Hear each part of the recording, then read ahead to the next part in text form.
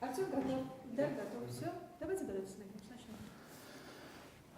Сегодняшнюю лекцию я хотел бы рассмотреть несколько вопросов. Это в первую очередь, что такое этнохореология, какие существуют проблемы в татарской этнохореологии, что такое классификация татарского народного танца и какие существуют пласты в аутентичных фольклорных плясках. Ну, что такое этнохореология? Этнохореология — это наука, которая изучает народный танец. То есть этно — это народность, хорео — это танец, логия — слово, то есть фольклористика, раздел фольклористика, который изучает народный танец.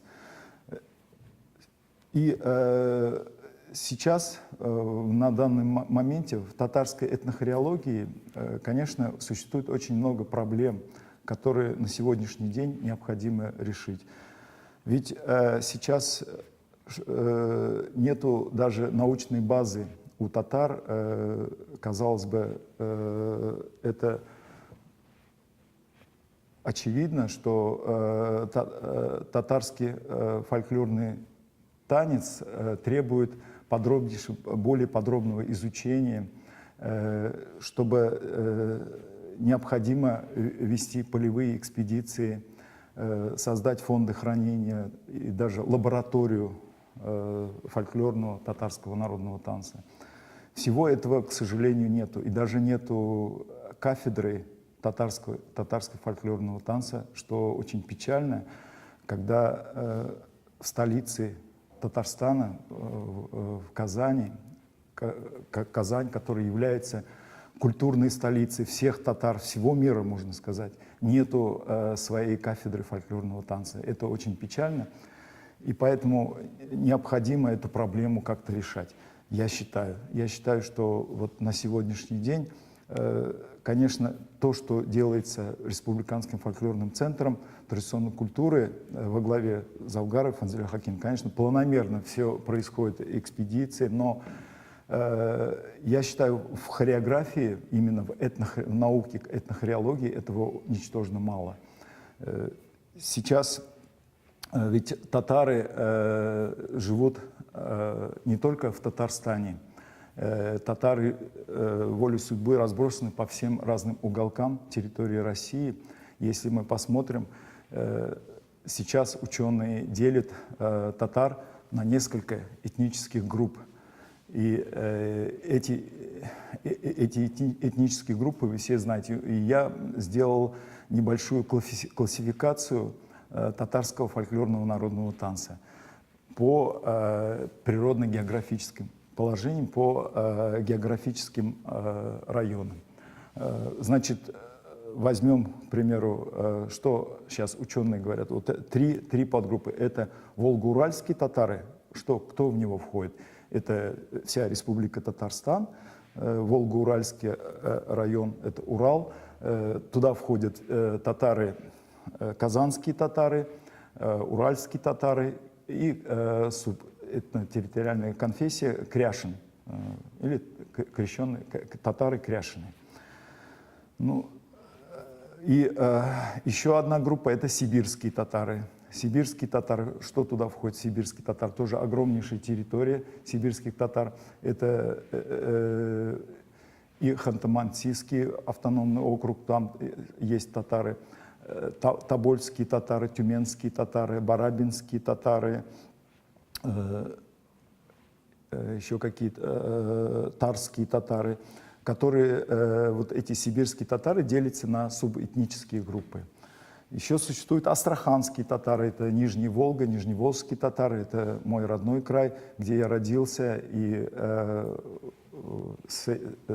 жил в Астраханской области, и этот район знаком мне очень хорошо, и поэтому это моя тема, диссертационная тема. И астраханские татары делятся тоже на несколько этнических групп. Это юртовские татары, кундыровские татары, карагаши, нагайцы и татары Мишари. Ну, что можно сказать, что сейчас вот на сегодняшний день Есть наука, этнохореология. Это стоит отдельно от искусства народного танца. Искусство народного танца – это сценическое искусство. И нельзя как бы это отделять. Это все должно быть совместное какое-то творчество. Мы знаем, что основатель татарского народного танца, величайший балетмейстер Гай Хаджиевич Тагиров, который создал целую школу татарского народного танца, по которой мы сейчас на сегодняшний день до сих пор учимся. И государственный ансамбль песни и танцы, и все профессиональные ансамбли танцуют именно по образцам, по балетмейстерским разработкам именно Гая Хаджиевича Тагирова, Файзия Агдамовича Гаскарова. Эти величайшие балетмейстеры, наряду с Игорем Моисеевым, Гаденко, вот такие балетмейстеры, они ходили, собирали фольклорные пляски, уходили в деревни и собирали фольклорные пляски, и на вот этих основах, фольклорных плясках, они ставили сценические образцы, сценические танцы, которые до сих пор вот на сегодняшний день являются золотым фондом нашего татарского народного танца. И сейчас, на сегодняшний день, конечно, до сих пор вот, мы видим вот эти танцы. Но в то время не было необходимости более глубокого изучения. Ведь фольклорный танец в то время, в 60-е, 70-е годы, он находился, то, что был в среде и в быту, он бытовал до сих пор. И в то время еще в деревнях были гармонисты, которые играли, и были танцоры самобытные, уникальные танцоры, которые могли показать на то время фольклорные пляски, но в то время не было необходимости изучения вот этих, откуда происхождение его, семантики движения, не было необходимости более углубляться в его историю происхождения, не было необходимости копнуть более глубоко, а вот эти балетмейстеры, фольклористы-балетмейстеры, они, конечно, записывали это, собирали, и потом для чего они делали это? Для того, чтобы потом из них сделать какой-то сценический народный танец. И сейчас, конечно, очень назрела такая проблема, что эти фольклорные пляски возникла необходимость классификации, изучения типологии и выявления вот этих типологических особенностей аутентичного фольклорных танцев. На сегодняшний день даже нету, к сожалению, у этнохореологов вот в России, ну и в Татарстане нету записи танца. Если в странах Западной Европы, мы знаем, уже давно существует система записи танцев, не только фольклорных, но и классических танцев, по методике Рудольфа фон Лабена, который в 1940 году создал свою методику записи танца, и она в последующем была усовершенствована, то в России в это же время армянский этнохореолог Лисицян, Сырбуя Степан Лисицян, создает свою систему, и которую называют кинетография. Кинето — это движение, графия — писать. Эта система была на тот момент, на это время, была более совершенной, более точной. И, к сожалению, когда началась война, Вторая мировая война, и эту систему как бы забыли. Но система Рудольфа фон Лабена, она была в действии, и западные этнохореологи его усовершенствовали, и она в дальнейшем и сейчас до сих пор она существует, и создаются фонды фонды, и где фонды хранения фольклорных образцов, где каждый композитор или балетмейстер, или желающий поставить какой-то даже балет, может прийти и как в библиотеку заглянуть в формуляры, открыть и найти нужный себе фольклорный образец. Чего, к сожалению, нет у нас в России, нет в Татарстане. Это огромнейшая проблема. Чтобы сейчас найти какое-то фольклорное действие или фольклорный обряд, необходимо выехать в экспедицию. И еще сейчас, конечно, фольклор видоизменяется, и со временем он трансформируется и превращается в другое. И происходит наслоение пластов. Пласты наслаиваются друг на друга. И сейчас фольклористу недостаточно просто делать опрос жителей. Ну, нужно еще быть, кроме того, историком, археологом, антропологом. То есть нужно еще глубже понимать то, что, допустим, информат говорит и рассказывает, еще более глубже заглядывать в то, что говорят информаторы. Потому что информаторы могут, допустим, какую-то ложную информацию дать. И для этого нужно подготовить информатора, прочитать лекцию о том, что это о необходимости вот этих фольклорных записей, фольклорных плясок, поскольку это потом будет записано в книге, и это будут фонды хранения, это очень важно. И когда вот так проводишь беседу с информатором, они становятся более ответственными и более... Но чем отличается, допустим, аутентичная фольклорная пляска от сценического обработанного танца? Казалось бы, вот берем фольклорный образец и ставим его на сцену. Допустим, фольклорный ансамбль Айдаров из Рахманова, у них очень много фольклорных образцов, фольклорных обрядов, песен, танцев, которые они выводят на сцену очень удачно. И костюм, и само действие, и вот это все в точности происходит на сцене, то, что было именно в автохонном, именно в фольклорном действии. И как отличить, вот, допустим, фольклорную пляску от сценической обработки? Когда мы записываем, когда я приезжаю в какую-нибудь деревню и записываю фольклор, я прежде всего, опрашивая информантов, прежде всего смотрю, какую мне фольклорную пляску, когда показывают. И если информатор мне говорит, что фольклорная пляска идет бесконечно, в нем нет конца, значит, я уверен в том, что он говорит правду, и это действительно аутентичная фольклорная пляска.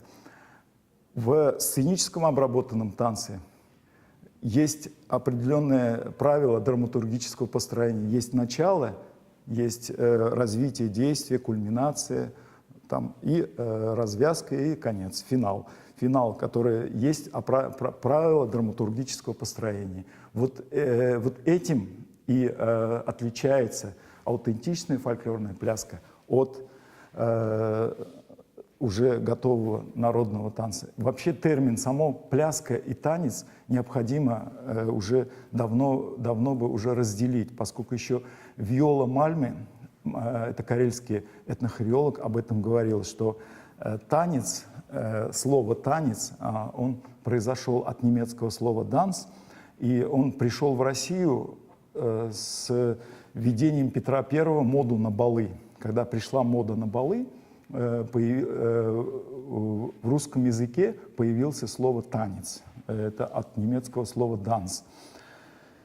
И еще один марийский этнохореолог Олег Михайлович Герасимов говорит, он не только этнохореолог, он еще и музыковед, величайший доктор наук, говорит о том, что пляска – это нечто спонтанное, это то, что рождается в деревнях, вот где вот в быту. А танец все-таки это нужно сказать, что танец это законченное действие. И поэтому необходимо разделить слово пляска и танец и говорить о том, что вот если в татарской этнохореологии можно подумать, пляска это татар халк бию, это то, что мы называем аутентичное фольклорное действие. А танец уже, мы говорим, народно-сценический танец, это уже то, что танцуется уже на сцене. И вот изначально я говорил, искусство и наука, и еще есть образование. Вот это три как бы кита, на которых вот вообще должно быть вот это все фольклорное, именно народное творчество, на котором должно держаться вот это все народное творчество. Ведь сейчас, еще в 2003 году ЮНЕСКО приняла международную конвенцию о сохранении нематериального культурного наследия. Это говорит о том, что сейчас уже назрел момент о том, что есть необходимость не только вот изучения, сохранения, но и передачи уже другому поколению вот этих образцов, народных образцов. Если мы сейчас, сию минуту, вот сейчас не возьмемся за это, мы можем потерять великое наследие, потеря вот этих традиционных образцов фольклора – это сравнимо утере языка, я так считаю. Что если народ язык потеряет, то что это за народ? И то же самое можно сказать, если мы потеряем свои традиционные фольклорные пляски, что мы будем за народ такой? И вот музыковеды, конечно, в этом смысле ушли намного вперед, нежели этнохореологи. А почему? Потому что у музыковедов есть нотная грамота, нотная запись. Они уже давным-давно уже пользуются нотами, и каждый уважающий себя профессиональный музыкант владеет нотной грамотой. А у нас, у хореографов, к сожалению, сплошь и рядом многие не умеют записывать танец. И когда выпускаются, я у многих выпускников вузов спрашиваю: вы в дипломе записаны хореограф, а вы умеете писать, записывать танцы? Говорит, нет. Тогда вот хореография — это еще Жак Нувер в своих письмах о танце, это письма о танце, книга, настольная книга всех балетмейстеров и всех хореографов. Это еще 300 лет, 3 столетия тому назад писал: хореография, друг мой, это не что иное, как записывать танцы. То есть хорео — это танец, графия — писать. То есть человек, который называет себя хореографом, то есть он должен уметь записывать танцы.